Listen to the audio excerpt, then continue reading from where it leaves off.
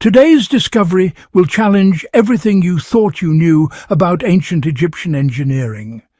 We're about to reveal secrets from the second largest pyramid ever built, a monument that has been hiding its construction mysteries for over 4,500 years. Before we unveil these incredible secrets, make sure to subscribe and hit that notification bell. Trust me, you don't want to miss the ancient mysteries we're about to reveal. Here's something that will absolutely blow your mind. While the Great Pyramid of Khufu has been measured, studied and documented by countless explorers for centuries, its neighbour, the mighty Pyramid of Khafre, has remained a complete mystery. Despite being the second largest pyramid in Egypt, almost no scientific investigations have taken place there. The answer is both simple and shocking. The exposed core masonry is in such dangerous, messy condition that it makes analysing the structure extremely challenging.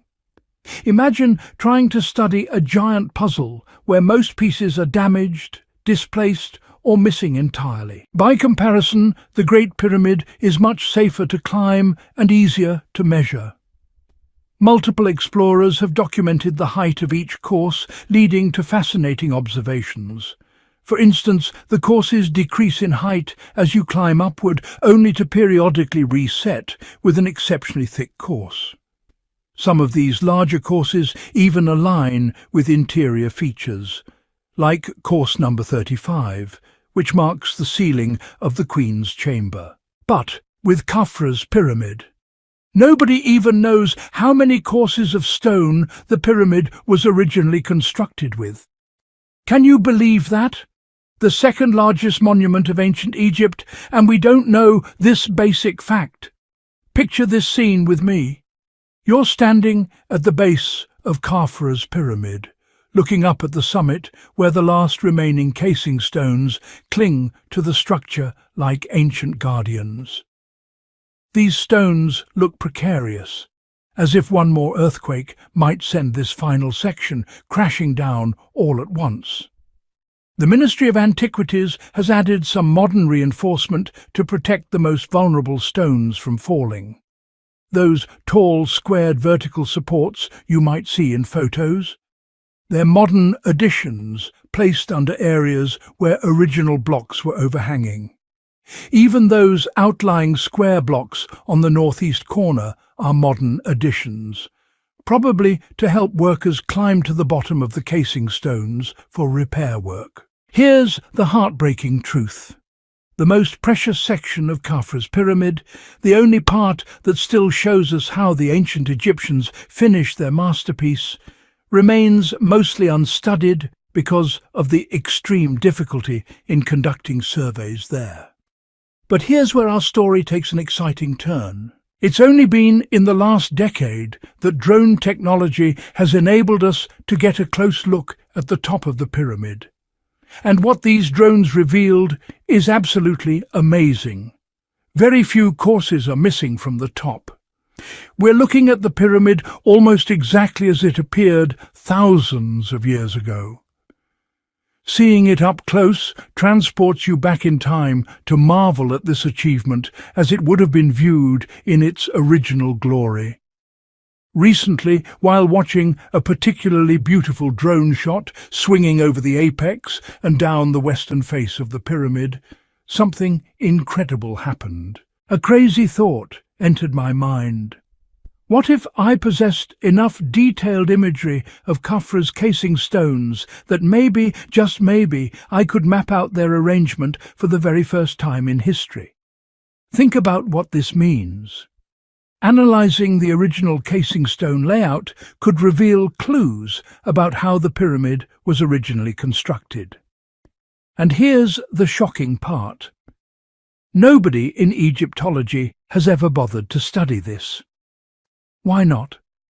I'm guessing the difficulty of the task, combined with the uncertainty of making a discovery, has dissuaded anyone with access who might have considered conducting this investigation. But that attitude is a far cry from the accomplishments of early explorers like Flinders Petrie, who recorded every pyramid measurement within his means for posterity alone, not knowing if his rigorous work would lead to any big discovery.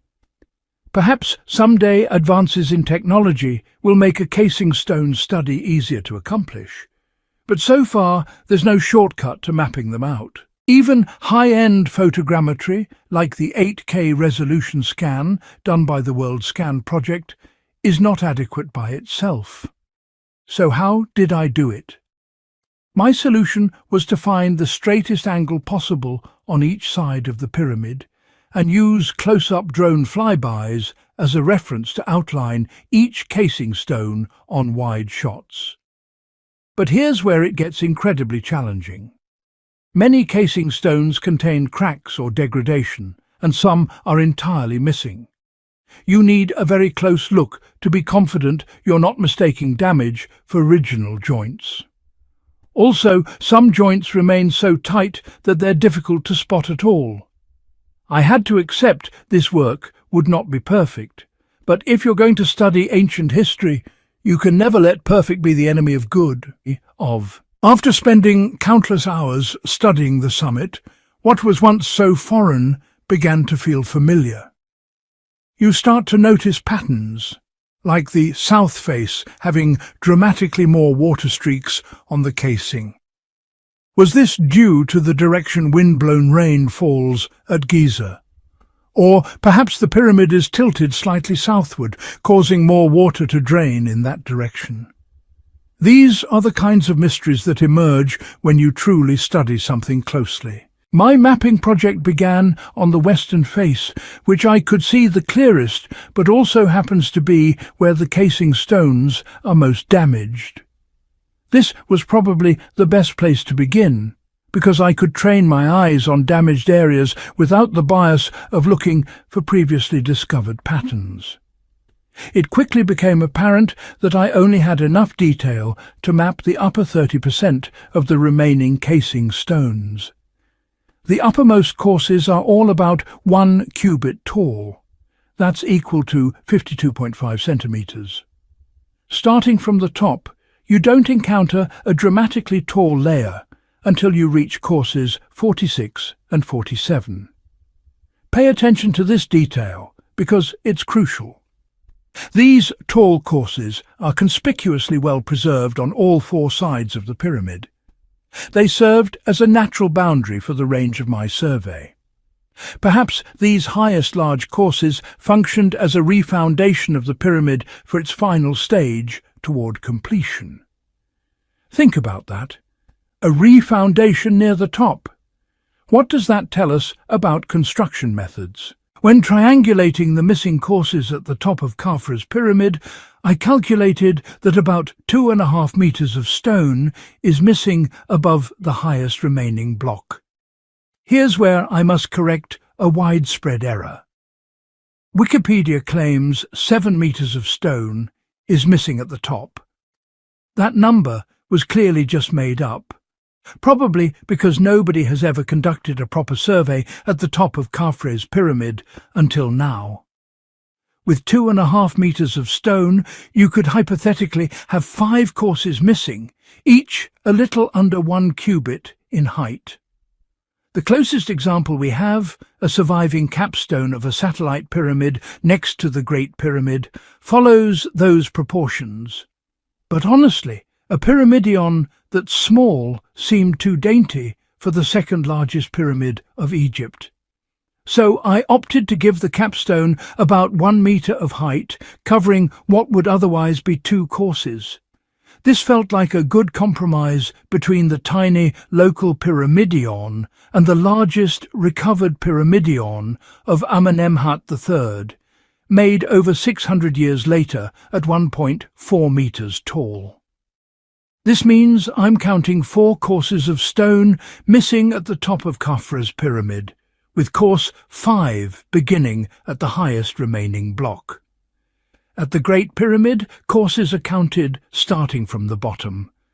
But since we have no way to accomplish that at KHAFRE'S pyramid, I counted from the top instead. When looking at my casing stone diagram, the black areas represent sections of the pyramid which I could not map with confidence. These areas could be comprised of multiple stones or even include missing portions of adjacent stones. This doesn't mean the black sections are only where stones are presently missing. Sometimes damaged stones still revealed enough to see where the joints once existed. The black sections are simply to be ignored as best you can. And here's my honest confession. It's inevitable that a few mistakes may have slipped in. A particularly straight and well-placed crack may have been mistaken for a joint, and an extremely thin original joint may have gone unnoticed. Generally speaking, my visibility was better at the top of the pyramid, so the bottom of each map is more prone to error.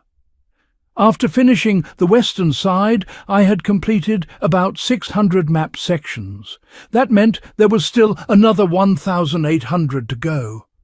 But, you know, who's counting, right? The south face was next, and right away, something I missed earlier jumped out at me like a revelation. An interesting feature near the top of KHAFRE'S pyramid is that a few joints are dramatically wider than normal. Originally, I assumed this was due to earthquakes shaking the top loose. But when I look closer, the angle of the pyramid there doesn't shift to account for that much extra space. Then I noticed something that made alarm bells start going off in my mind. An unprecedentedly small block. Other nearby sections that could have been mistaken as crushed ends of longer stones were actually separate, thin sections of masonry. What does this mean? The large gaps near the top were probably original and had been filled in with mortar or very thin limestone blocks. This is a groundbreaking discovery. The very top of the pyramid did not have stones pre-cut to an exact size. Or, if they had been pre-cut, the builders could not set them in place without extra clearance on their sides. Think about the implications. This rougher finish at the top of the pyramid would not have been visible from the desert floor. This observation further supports the theory that pyramidions of the 4th dynasty were probably undecorated. Why decorate something no one can see from the ground? The south face is similar to the west in that longer blocks make up most of the highest courses. Below them, from about course 13 through 25, the stones in the centre of each face trend shorter than those near the corners. Next came the north face of the pyramid, and I was totally blown away by what it would reveal. I didn't have enough resolution to map the north face below course 43, but what I could map was beyond impressive. Despite the highest courses having excessive damage on this side, the north face was exceptionally well preserved below that damage. This allowed me to notice something absolutely extraordinary. The blocks here were conspicuously more homogeneous than the other faces. And in this regularity, a clear pattern emerged that will change everything we know about pyramid construction. Are you ready for this? From courses 15 through 29, you had the longer blocks making up the corners and an adjacent stone.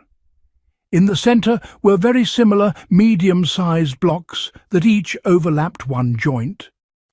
Connecting the centre stones with the longer corner blocks were the smallest casing stones, and these contained a tapered edge with the bottom of the block shorter than the top. So persistent was this pattern that it could not have been accidental or random. This clue may bring us one giant leap closer to discover